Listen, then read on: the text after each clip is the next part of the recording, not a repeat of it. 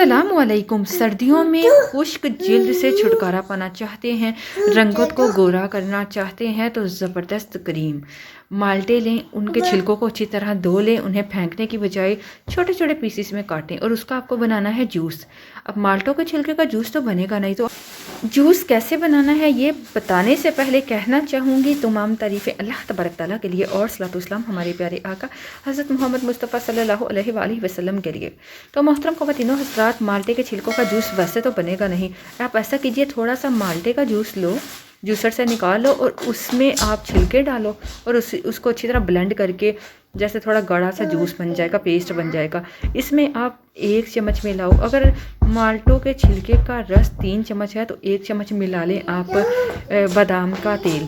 अच्छी तरह मिक्स करें। ये आपका लोशन टोनर तैयार है। जब भी आप हाथ धो उसके बाद इसके 1-2 ड्रॉप्स लगा लीजिए। ज़बरदस्त ये टोनर है, ये लोशन है, ये आपकी स्किन को सॉफ्ट बनाएगा और आपकी रंगत को गोरा करेगा। इसको आजमाइए और अपना एक्सपीरियंस हमारे साथ शेयर कीजिएगा। इजाज़त चाहूँगी। अल्लाह हाफ़िज़।